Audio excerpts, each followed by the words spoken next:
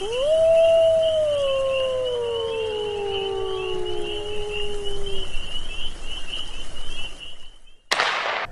and welcome to another edition of Into the Wilderness. Happy Hanukkah. We're here at the Jack, and we've got all kinds of news going on about the Minnesota Wilderness hockey team. It's been a couple weeks since our last show. The team has coming off a week where they actually were able to take some time off for the first time all season long after a very busy October and November. It's kind of nice to have that off weekend to kind of decompress a little bit and not have practice and kind of get a little bit of rest, get guys healthy that have been kind of banged up. So it was kind of a nice timing. And then, obviously with, 3 games till our Christmas break, it'll give us another little bit of break there to kind of same thing, decompress, get healthy, kind of get rejuvenated for that second half of the season. So let's talk about what happened here. I'm Marty Hill. This is Ryan Peltoma. Eric Lippinen is behind the camera. We've got Josh Petrich on this program, and also Tristan Ristano is our player guest. Looking at what happened before that break, the team had 3 games, one against the Minnesota Magicians here at home, and then on the road at Janesville, beating the Magicians here at home, and then losing 2 heartbreakers at Janesville. Games where they fell behind but were able to come back, but Janesville winning beyond regulation, shootout one night, and then overtime. OT the first night, I believe, and shootout the second night, I think. Right. So, the games were so long ago, it's kind of hard to remember. It is. But, I think, Friday night, from what I heard from the coaches, was, we came out a little slow and we kind of battled back. And then, Saturday it sounded like we played really, really well.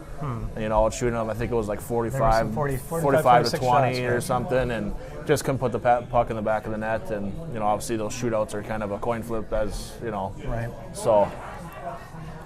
Good offensive performances over that weekend. Aaron Miller coming away with 3 points in those 3 games. Kobe Roth with 4 points. Tyler Klein with 4 points, and Kobe Bender with a 6-point weekend over 3 games. Yeah, it's good to see him put up some points. I know he's our second leading scorer, and I think for a couple of games there he was having trouble picking up points, and 6 points in 3 games is pretty impressive. So we're going to go over some new signees, tenders that the team has picked up over the last couple of weeks going for next season. Also talk some other news is Chase Monroe winning player category for the Movember contest. So won some cash there, and so we'll talk. We'll get into some of the details on what's going on with the team. Get an update on Jake Tinker and his status on injury. So here's our trivia question for this show. And by the way, we did get an answer for the show previous to the last. Okay. The answer to that of who had played the most games. In a Wilderness jersey was Brett Heikkila. And the trivia question for the last show we have not yet got an answer for. But we're going to move forward with our trivia question for this show. What team was the first team that the Wilderness got a win against this season? Who was the first team they beat? So go ahead and send that along to Twitter at MNWilderness or through Facebook, Minnesota Wilderness NAHL. We'll be back with more Into the Wilderness in a moment. And we're back Into the Wilderness, and we have Krista Schmitz with us from the Jack. Thanks for joining us. Thanks. So what's going on here? What kind of things do you have happening? December 19th, we have an ugly sweater party, and there will be prizes for first, second, and third place. There's going to be a band that night. Buck Wild will be playing here. Okay. So that's on the 19th. Are you going to wear an ugly sweater? I probably will be. Do you have it picked out? Not yet. Are you I got to get a good one. Homemade? No. I'll probably go find one somewhere. So that's going on. And what about New Year's Eve? New Year's Eve, they're having a party. They're going to have an entertainer. Chris Vox will be here. What kind of entertainer is he? He's a singer, I know, and he was in a band formerly, but I think he's just coming by himself. Okay. So. Awesome. Are you going to sing? I don't know. We'll see what happens. I think that's reason enough. Just you throw that out there. The possibility is enough, to get people here. You guys have specials, I understand, yes. As far as weeknights go. What kind of Monday through Friday, we have happy hour from 3 to 7. And then Wednesday nights, we have wing night, which is 25-cent wings from B&B. Okay. So. All right. You said you were going to wing it, and it was on a Wednesday night, so you did it. I did. All right. Krista, we appreciate you joining us. Thank you. And we're back Into the Wilderness. We're joined by defenseman Tristan Ristano. Thanks for joining us. Thanks for having me. You come from Milwaukee area. Yep, just west of Milwaukee. So. Okay. Packer fan? Bear fan. A Bear? Oh, Yeah, not a whole lot of love from guess not. Packer fans in the States. So Are you the kind of kid that likes to just buck the trend to the people around you, just kind of go against the flow? And I used to live in Chicago, so Oh, okay. kind of Chicago fan. All right. All sports, so.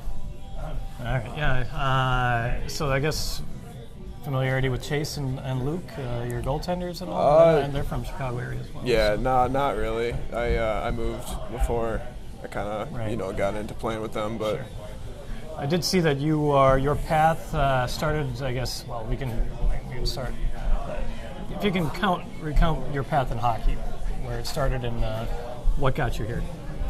I started learning to play, learn to skate, all that, when I was younger. How old were you? I was 4 when I first started skating. Hated it, of course, but grew to love it. Moved around a little bit, but played AA hockey and AAA, and then high school, and moved from there to playing juniors. So Right. And that was Arrowhead High School, I understand, in Milwaukee. Yep, Arrowhead. And where was it that your commitment came in with Michigan Tech? I was playing high school at Arrowhead Okay. my sophomore year. So to have that kind of attention, what was that like to get college recruits talking to you at that age? It was pretty surreal, obviously, because I'm so young, in the big scheme of things. But it was pretty cool, obviously, going through that process. So. Right. Now, I guess as you grew up, then what was the reason that you chose hockey as the sport you wanted to pursue?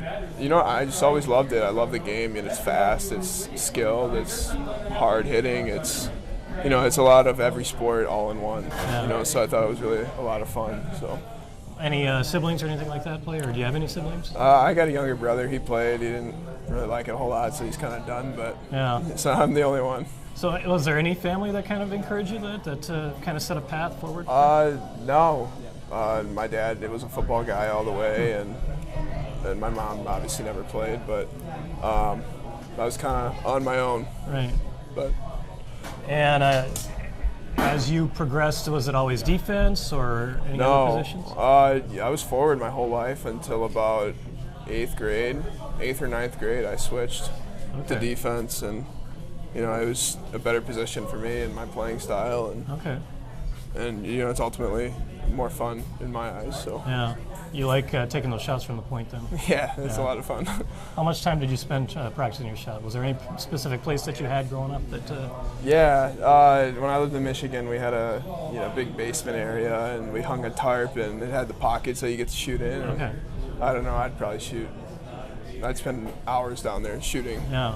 So it's where I kind of got my practice shooting the puck. Where so. where in Michigan were you? Oh, that was with Muskegon, or where? You said when you lived in Michigan. In Michigan, yeah. I lived in Kalamazoo for 5 years, so west side of Michigan. Okay, sure. So So Michigan Tech as a commitment. What drew you to the UP in Houghton? my dad's from the UP, and he actually went to Michigan Tech. He played football there, but Okay. I love the school. It's a great campus. It's smaller. I like that, compared to the big schools. But I've always loved the North Woods, and Right. they have a great coach there who I really, really like. So, Right. Yeah, I get a little bit of woods up there. yeah, a little bit of woods, a little bit of snow. Right. So, Yeah, my parents live in that area, so Yeah. I know where you're going. Yeah, So, yep. very familiar with that area, so you're gonna enjoy it if you enjoy yeah, places where you can be by yourself and the scenery and that kind of thing. yeah. Very much so. So, And your junior hockey path. So you went from you spent some time in the USHL, Yep. and then back in the NA, and then back kind of went back and forth. yeah, back and forth a little bit. But it is what it is. This is a great league, and I'm really happy to be here. So it was Amarillo before you were here, so you got a taste of Texas hockey for a season. Yeah, that was a little bit of an adventure being in Texas compared to living in the Midwest my whole life, but it was fun. I had a good time down there. Yeah, I mean, when you think about going from Texas to Houghton, Michigan, Yes, little different. But. worlds apart there. So, and then, what was your experience like in the USHL? What did you learn there? There's a bunch of good hockey players, everywhere. The USHL is a great league. It's, You know, it's fast. It's you know, it's everything that the NA is as well. You know, they're both really good leagues with really good players, and it's tough. You know, but it's a lot of fun. Right. So this year, what kind of goals do you have set that you want to see yourself achieve this year? You know, personally, I'd like to, get some more points, but mainly it's, the team winning a championship again. Right. You know, because that's the best thing you can do. So. What do you hear from the coaches at Tech as far as anything that they'd like to see from you? No, they just want me to have fun and continue to get better. That's the big thing, is get better. So when I go to college, I'm ready to play. So. Okay. All right, Tristan. Appreciate you coming along and Thanks joining so us. much. Thanks for having me. Thanks for joining us. Thank you. Tristan Restano joining us here on Into the Wilderness. We'll be back with more in a moment. All right, we're back on Into the Wilderness. We're joined by the head coach, Corey Millen. Thanks for joining us. Hey, my pleasure.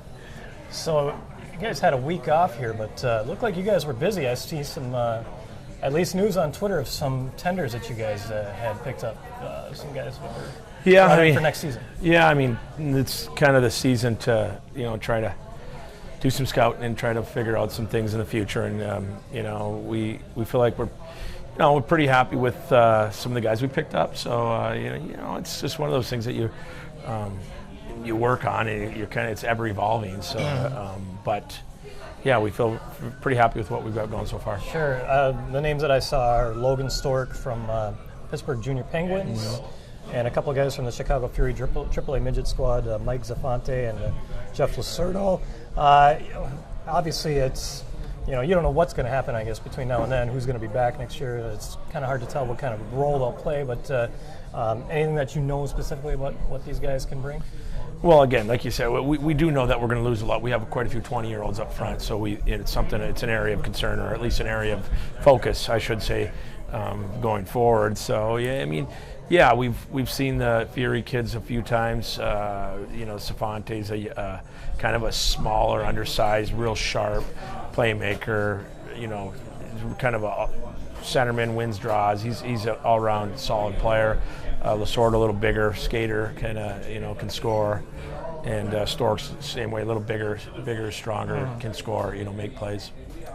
They open up that tender period seems like pretty early in the season. It seemed like was it late October? Was it November like 1st? I want to say November 1st. We get our tenders, or at least you have the ability to sign guys. But you were always looking way before that. Yeah, obviously you're always making notes and stuff like that. So, we have knowledge of guys that we may even be a year out, or at least. So you're always kind of taking notes and checking them twice. Sure. So it's that time of year. Yeah, it is the season. All right. Well, I guess we can look at what has happened since our last show here. You guys had a weekend in Janesville where you guys rallied back in both games, were able to make some comebacks, but in the end they were able to prevail with games where you were able to get at least a point. Yeah, I mean, both those games were kind of, I don't think we played like lights out, but I think they're both games we could have won. I think we outplayed them both nights, particularly Saturday night. We outshot them pretty bad, I think. Their goalie played well. And a couple things happened here and there, but they're close games. I think we can always be better. Sure, and it's going to be one of those things where you guys are going to know each other very well by the end of the season. Sure, 12 games you're going to have under your belt by then. So yeah, for sure, and they're a good team. They're a very, very good team. So they're going to be close games and highly contested. Sure. 46 shots in that game on Saturday night. Really putting a lot of rubber on the net. Well, we've been trying. It's a focus that we've been trying to do. I don't think we've been getting enough pucks to nets and guys and to the net and stuff. So we tried to simplify things and do that. And we didn't get a lot to show for it, but at least it's nice to see that. Right.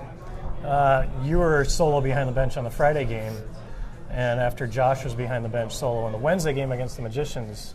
So is there any, was there any... He wasn't there solo. He needed help. He had help. So True, he did. He had help. Yeah, he had help. So let's not confuse that there.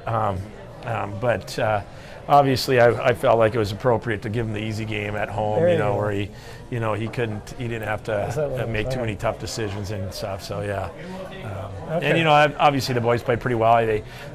What I liked about that game was that we finished plays. We made, you know, we kind of paid attention to details there and made them pay. Power play was good, obviously 3 for 3, so some good things. There were no bets or anything like that about who won. But No. One coach winning one game or one coach losing You know, the other? it could only gone really bad for him as far as I was concerned. That's true. Okay. All right. So then we got. I'm gonna put on record that you called that the easy game here. So Well, at home True. against an under a 500 team, I wouldn't say it's easy. They're a good team, Right. but I'm giving it you a was chance to apples say and oranges. I something, mean, So okay, did I also want to talk about Jake Tinker? What's his status? How is he doing? you know, Tinker, I think, is now coming along pretty well. He feels like he's ready to go. I mean, I think he's gonna see some action Friday. It looks like. Okay. So we'll see. He's looked pretty good in practice. So, you know, practice in game. There's a notch difference, but I think he appears ready to go. Sure. I did see that you guys made room on the roster with Jake Hartshee being sent to Kenai, and preparation was, I'm guessing, was preparation for the Jake Tinker. Well, I mean, I guess that's one of the things, but you know, it's Jake was in a situation where he wanted to play a little more, and you know, it's just so you try to put these kids in spots where they want to be, and so that's kind of how that went. Right. There's a proposal out there in college hockey that the Big Ten has put forward, and I wanted to get your take on this as far as how that would impact what's going on. And I'll just let people know what I'm talking about here, where they want to limit the number of years that guys entering college at 21 years old, they'd only be able to get 3 years of eligibility. And how would that impact things as far as the junior game goes?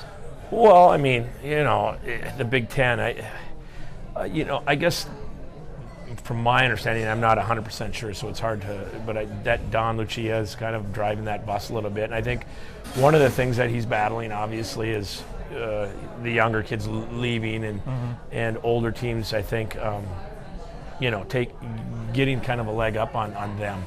So, you know, I think there's some layers to it that there's more to it than that just meets the eye, but I don't know. I don't know if I agree with it, but Yeah. again, like I said, what's driving the bus is probably things that we don't see. Right. We don't see all the things that are involved in it. Right. I can't imagine that there'd be a lot of 20-year-old kids that would be sticking around in junior hockey very long if they know that their time in college is going to be cut short if they go that. Yeah, I mean, and that would be obviously a thing that would be applicable there. But I mean, if it's just a Big Ten that picks it up, I don't know. I guess I'm not. I don't know. I'm not in those Well, it sounds circles. like they want to make it, cover the entire realm of Division I hockey. So Well, I guess, yeah. I mean, that's going to be, I don't know. It seems to me that would be really put a strain on the junior scenario. But I guess we're going to have to just see how that one goes. right. And finally, our alma maters are going to meet in the Quick Lane Bowl. I'm a Central Michigan grad. Your team is going to will be playing in the. You guys got into the bowl game despite There's a a 5-7 hockey program record. there in Central Michigan? No, I'm talking football. Oh. We're kind of veering off here. Oh, you did say bowl. All right. Yeah. Okay. So what are you trying to? Are you saying you want to make a bet on TV? Well, is that what you're trying to do? We could go ahead and make a friendly. I'm all for wager it. of, I don't even know where Central. No, I'm just kidding. I didn't even know they had program there. Hey, we're a powerhouse. We got 7 wins this year, so we actually earned the right to be in a bowl game. Okay. All right. Who'd So you we- play? We played Michigan State. We played Oklahoma State, Syracuse. I think they had a game against Syracuse. yeah. Interesting. Okay. Along with the Mid-American Conference schedule, which includes Ryan Feltoma's alma mater, Bowling Green. So, They have football there? they got football there too. That's interesting. I didn't know that. Yeah, Playing Central Michigan. exactly. So Jabs around. that's right. So if we want to go ahead and Yeah. a couple of sodas or something Sure, like that. sure, we can whatever. throw that in there, so. An orange juice. I'll do that. Something like that. All right.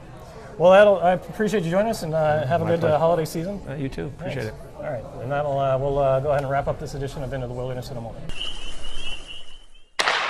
And we're back on Into the Wilderness. We're going to close out this edition, and coming up, Cooley Region. Yeah, Friday night, be a fun game, and we're expecting a big crowd. First game back, playing in a couple weeks here, so the boys will be rested and healthy.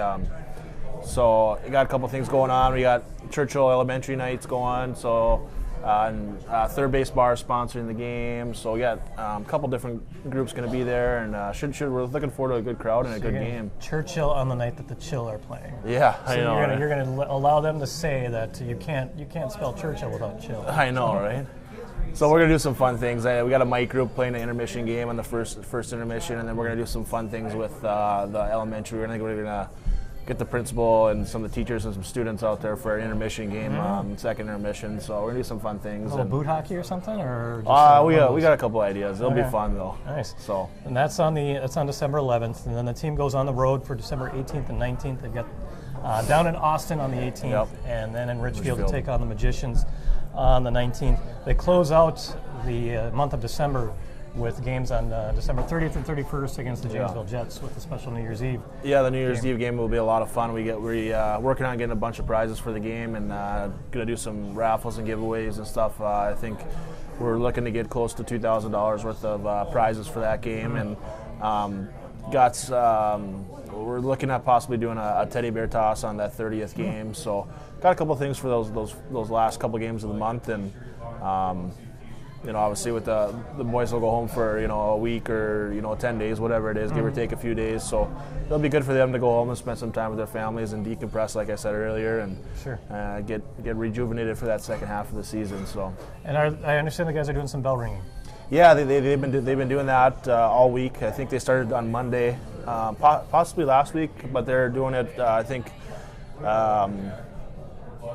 there was like 13 days they were doing it, so something like that. So they've been doing that for some time, and they'll continue to do that here in the holiday season. So.